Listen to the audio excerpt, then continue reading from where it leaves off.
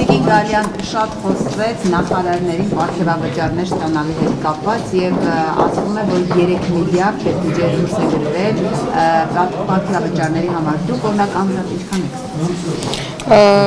Ես այս բան չեմ հիշում ինչքան եմ ստացել, ընթացքում կհիշեմ կասեմ, բայց ամեն դեպքում այդ ինֆորմացիան գաղտնի չէ եւ դուք դրա մասին տեղեկատվությունը շատ բաց եւ հասանելի կարող եք տեսնել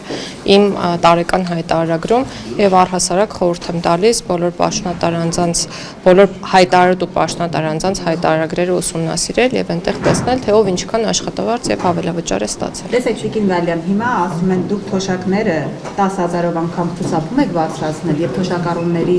ստացած գումարները այնքան չնչին են, որ դրա ֆոնին նախարարների պարգևավճարները շատ բավականին բարձր են, ինչպես է արդարության սկզբունքը այստեղ աշխատել։ Ինձ թվում է կատարած աշխատանքի, դրա գնահատման,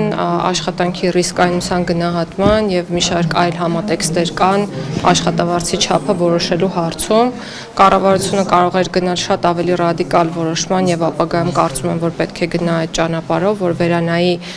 պետական պաշտոն զբաղեցնող անձանց վարձատրության համապատասխան գործակիցները, բայց քանի որ դա կլիներ տևական process, այս պահին որոշում է կայացվել կառավարության կատարողականի, այսինքն աշխատանքների իրականացման ծավալի հիման վրա որոշակի տոկոսային հարաբերությամբ տրամադրել համապատասխան պարգևավճարներ, ընդ որում պարգևավճարները տրամադրվում են ոչ միայն ղեկավարներին, այսինքն կառավարության անդամներին կամ նախարարների տեղակալներին, այլ տրամադրվում են նախարարությանը հաշվի առնելով յուրաքանչյուր կոնկրետ նախարարության առաջնահերթությունների կատարման ծավալը։ Ու այսինքն ասածս ենթադրում է, որ այդ պարգևատրումները ստանում է նաև նախարարության ամբողջ աշխատակազմը, ինչը կարծում եմ, որ շատ կարևոր քայլ է։ Մենք անընդհատ խոսում ենք աշխատավարձի սակավությամբ պայմանավորված կադրեր հայթայթելու խնդրի մասին, մենք անընդհատ խոսում ենք թափուր հաստիկների, աշխատանքների ժամանակին չհասցնելու, կատարել չհասցնելու մասին եւ մի շարք այլ խնդիրների մասին, որոնք կապված են կադրային խնդիրների հետ եւ ռեսուրսի սակավության հետ, ես կարծում եմ, որ սա քայլ է, որը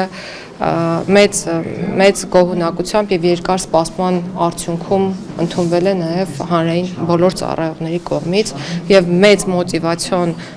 ազդակ է, որպեսզի նրանք ել ավելի մեծ ջանասիրությամբ աշխատեն, ինչու եմ այսպես ասում, որովհետեւ աշխատանքի արդյունքը ուղիղ համեմատական է լինելու ստացած պարգևավճարին։ Ոչ մեկ որոշում չի կայացրել ուղղակի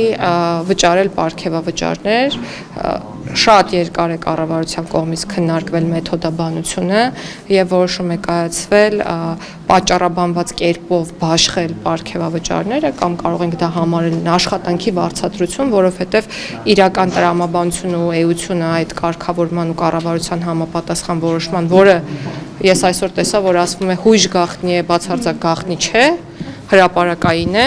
սիրելի հայրենակիցներ, կարող եք ծանոթանալ դրա բովանդակությանը,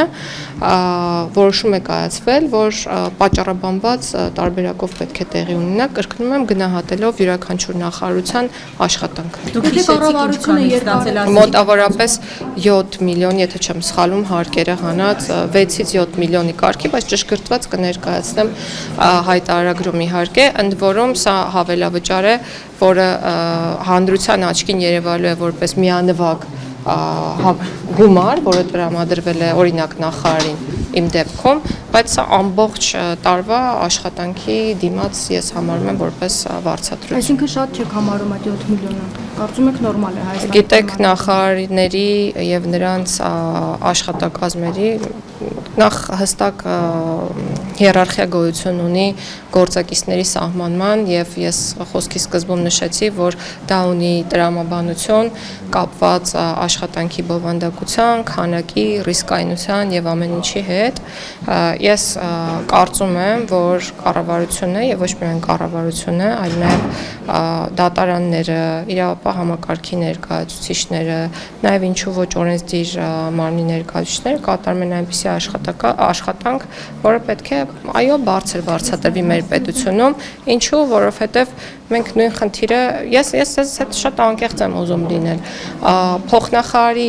պաշտոնում նշանակվող անձը եղել է իրավիճակ,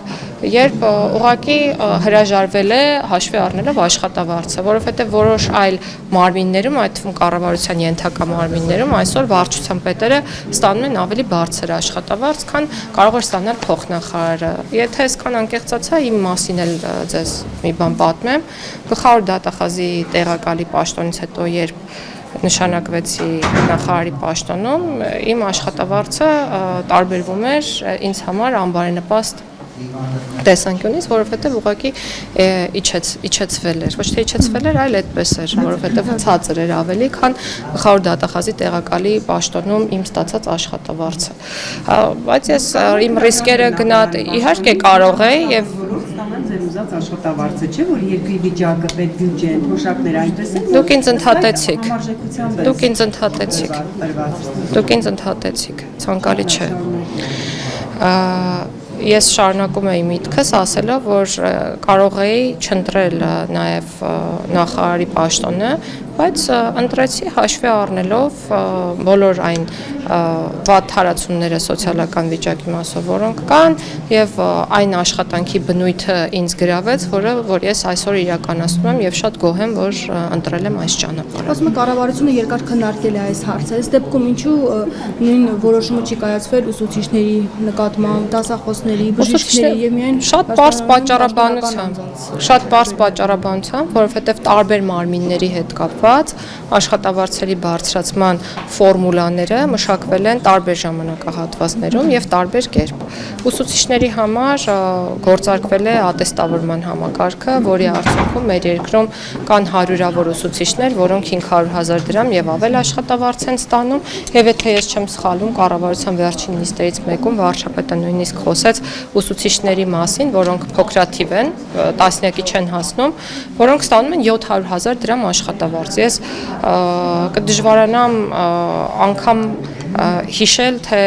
արդյոք նախկինում քննարկվել է կամ եղել է նախկինում նկատի ունեմ ոչ այս կառավարության օրոք հնարավորություն, որ ուսուցիչը գոնե 200 կամ 300,000 դրամից բարձր աշխատավարձ ստանա։ Մյուս ոլորտներում բարձրացումներ մշտապես եւս եղել են։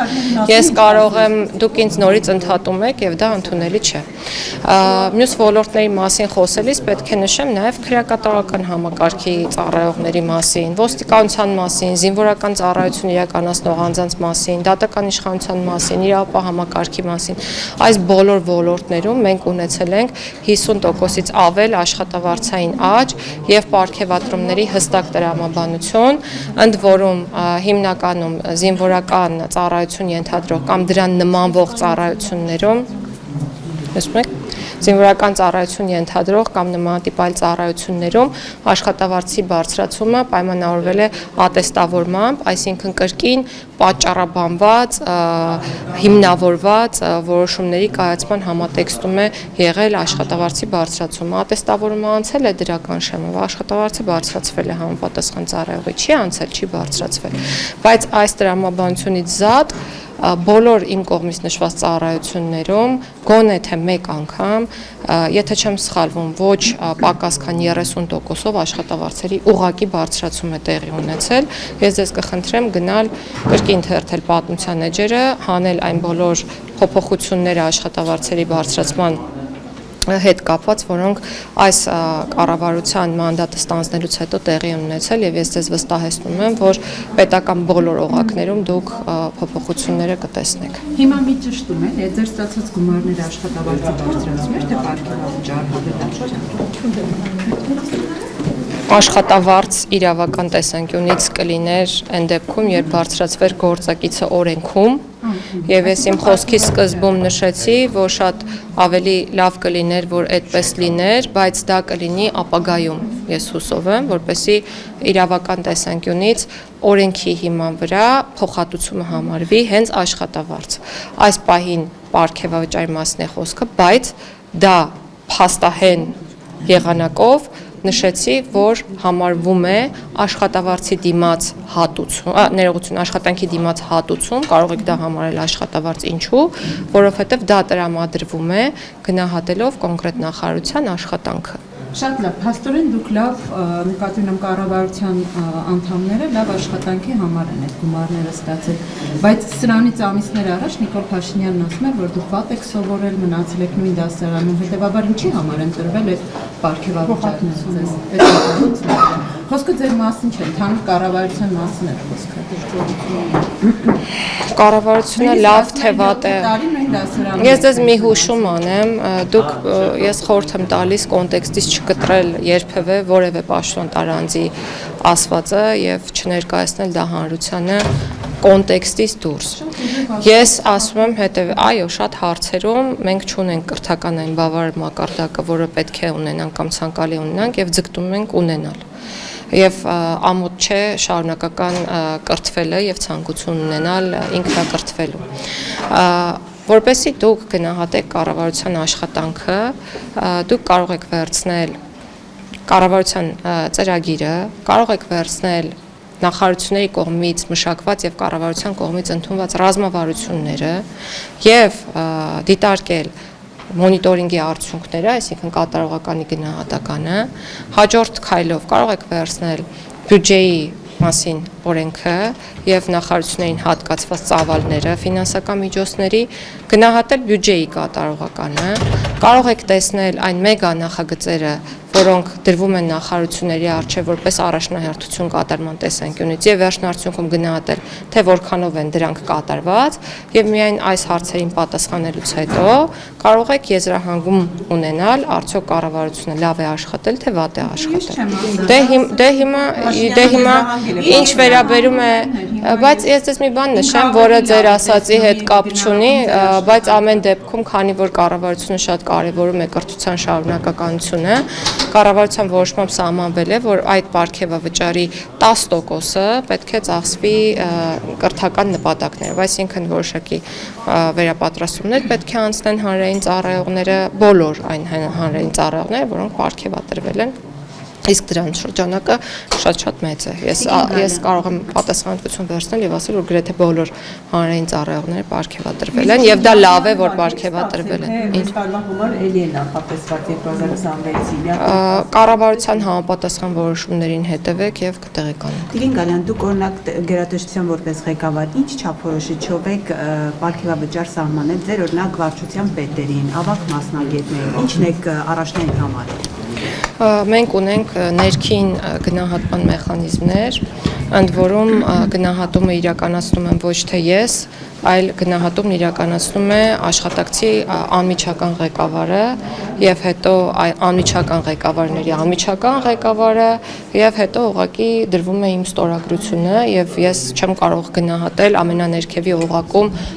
ջանասիրաբար թեկուզ աշխատանքներ իրականացնող մարդու աշխատանքը, բայց որպես իրենց հաճելի մարդկանց այս խնդիրը չկա, չի լինելու այս։ Գիտեք, մենք էլ չենք կարող մեզ թույլ տալ նման շռայլություն, որովհետև մեզ պետք են աշխատողներ եւ պետք է արդյունք։ Որևէ նախարարի համար ցանկալի չի նախարարությունում ունենալ այնպիսի աշխատակիցներ, որոնք չեն աշխատելու, արդյունք չեն ապահովելու կամ չունեն նմանատիպ ունակություններ։ Եվ հետեւաբար ես կարող եմ միարժեքորեն եւ աներկբա ասել, որ գնահատվում է միայն աշխատանքը։ Իսկ այդ աշխատանքը կոնկրետ նախարարը գնահատում է հետևյալ կերպ։ Մենք ունենք մեր առաջնահերթությունները, որոնք նախ եւ առաջ սահմանվում են կառավարության կողմից, դրանք ավելի նեղ են։ Հետո ունենք առաջնահերթությունների ավելի լայն շրջանակ եւ ավելի շատ միջոցառումներ, որոնք սահմանվում են նախարարի կողմից եւ հստակ հանձնարարականներ են տրվում կոնկրետ վարչություններին, որ օրինակ պետք է X ժամկետում թվայնացնել ՔԿ գործակալության աշխատանքը։ Արդյունքային ցուցիչը այն է, որ պետք է թվային լինի ՔԿ գործակալության աշխատանքը, ենթադրենք երեխաների ծնունդը ամբողջությամբ կարողանա գրանցվել թվային եղանակով կամ անվան փոփոխությունը մարդը կարողանա տանից իրականացնել։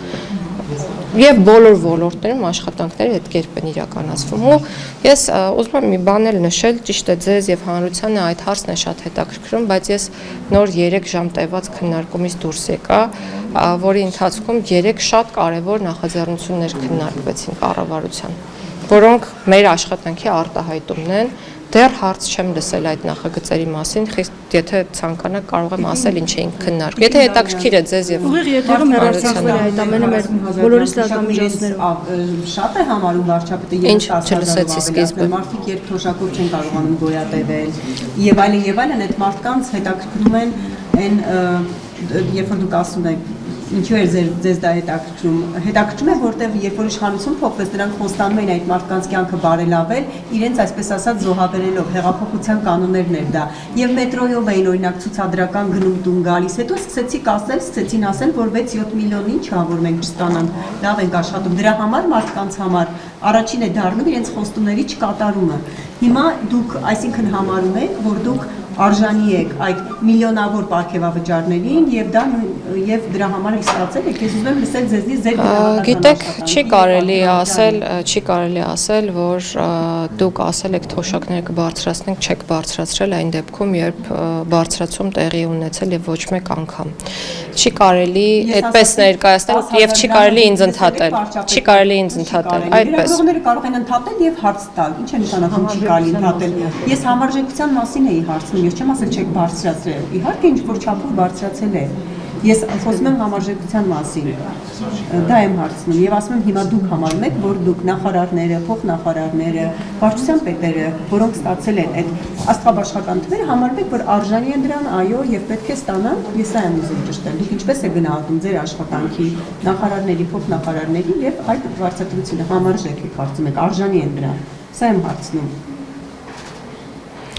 Թոշակները բարձրացվել են ոչ ավել, քան մեկ անգամ, ինչու է սա կարևոր շեշտել, որովհետև դուք ձեր պնդման կամ հարցադրմանը նմանվող խոսույթում ասում եք, որ խոստացել եք չեք արել։ Ես էլ ասում եմ ոչ, խոստացել ենք, արել ենք եւ արել ենք բաներ, որոնք նույնիսկ չենք էլ խոստացել։ Շատ բաներ են կարել, օրինակ հետվճարի ինստիտուտի մասին խոսակցություն չի եղել, բայց այդ քեշբեքը այսօր կարողանում են ստանալ, քեշբեքի տոկոսը մեծացվել է, որը փաստացի կրկին բերել է թոշակների բարձրացման։ Մենք խոստացել ենք ու վերջապես այսօր գործում է Համընդհանուր ապահովագրության ինստիտուտը, որը պարտադիր շահառուներ է նախատեսում որպես նույն թոշակառու անձանց, որոնք ժամանակին զրկված են եղել անվճար բժշկական օգնություն ստանալու հնարավորությունից։ Ինչու չենք ասում այն բաները, որոնք մենք արել ենք, խոստացել ենք եւ արել ենք, եւ չենք խոստացել, բայց արել ենք, որովհետեւ կարծել ենք, որ պետք է անենք անկախ նրանից դրանք որպես նախընտրական խոստում ներկայացվել են թե ոչ։ Ինչ վերաբերում է նրան համարժեք է, համարժեք չէ, սա ընդհանուր որոշում է եւ քանի որ արդեն որպես փաստ կարող ենք խոսել, ես կրկնում եմ, որ մեթոդաբանությունը շատ երկար քննարկվել է եւ տրամաբանության հիմքում դրվել է կատարված աշխատանքի ծավալը, այսինքն սկզբից թիրախները, որոնք սահմանվել են, հետո դրանց հասնելու ճանապարհը եւ արդյունքը, ես վստահ եմ, որ մեթոդիկայի տեսանկյունից հաջող ընտրված տարբերակ է եւ կարծում եմ, որ այո համարժեք է։